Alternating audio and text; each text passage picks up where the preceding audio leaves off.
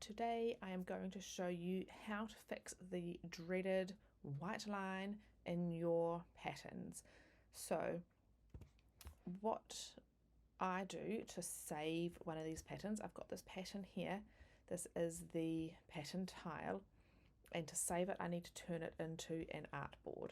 So I'm going to click and highlight this square on the outside, double click, so it's just got this with the blue line, and I have got a shortcut for this, so I'm going to go Command C to copy, B for behind, 9 for artboard. So I think my shortcut is Command 9 for artboard, which I've got in a different tutorial for you, which I can link. And what sometimes happens, not always, what sometimes happens is when we save this artboard here, it just doesn't quite, like, we know that this is exactly the right size because of how we've copy pasted it, but it just does not go all the way to the edge. Perhaps, I'm not sure if it's just how the computer reads it, but sometimes you get a white line. I'm just going to go Option and drag this across to copy, and just quickly show you another way to make it into an artboard. So I'm going to double click so just the square's highlighted, and Command B to send it behind, and then you can just click this one here, and that will turn it into, and then hit enter. Okay, and that should turn this into an artboard. Sorry, click the artboard and then click here, and then come back through to here, and it's made an artboard. So that's another way to do it if you don't have the shortcut. So we have the black line, which means it's the artboard.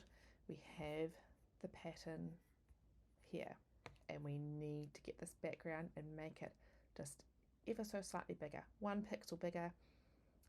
Double click it, click S for scale, make it bigger. This is just the coloured background. We don't want any of the motifs to change, just the coloured background needs to be bigger, and then save your artboard, and that will stop the white line from appearing there.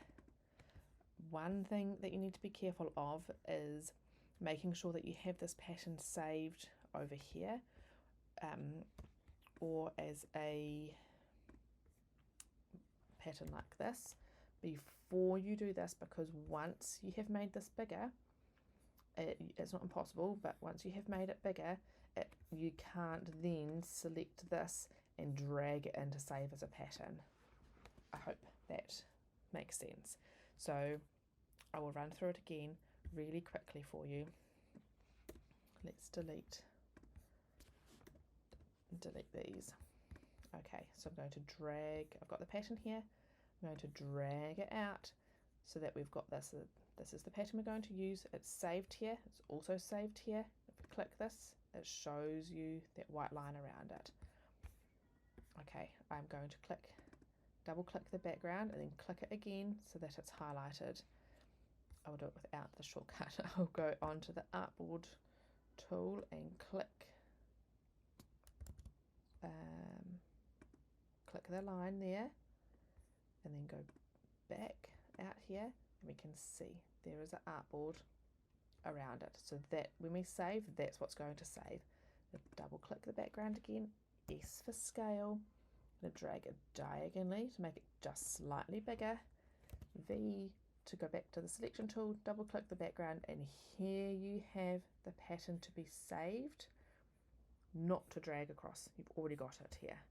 So this is the one that you're going to save, and you can then upload it to Spoonflower. You can send it to companies to do your art licensing. You can pull it into Photoshop to do mock-ups, but that is your pattern. If you do have Photoshop, one way that I like to check for the white line, actually if you don't have Photoshop, you can upload it onto an online pattern checker tool, or onto somewhere like Spoonflower to check for the white line. But what I'm going to do is just check that this is artboard number 2. I will go File, Export as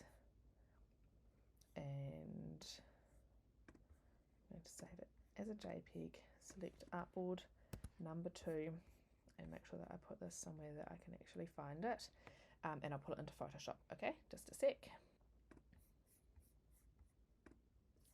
So I found my saved file, right click, open in Photoshop. Here it is.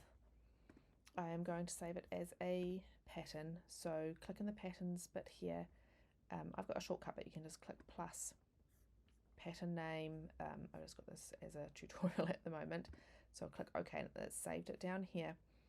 And then you can actually just make a new layer, make it so you can't see this, and then while this new layer is selected, click the pattern. It'll be exactly the same, but what you need to do is double click here, change the scale, so it's at 50% scale, and click OK, and then zoom in. Can we see a line? We can't. I will show you what it looks like if you can see the line. Oh my gosh, all these notifications. So if this here was the same, exactly the same size, sometimes we can see a line. Actually, I will just make it slightly smaller. Oopsie. Oh my goodness.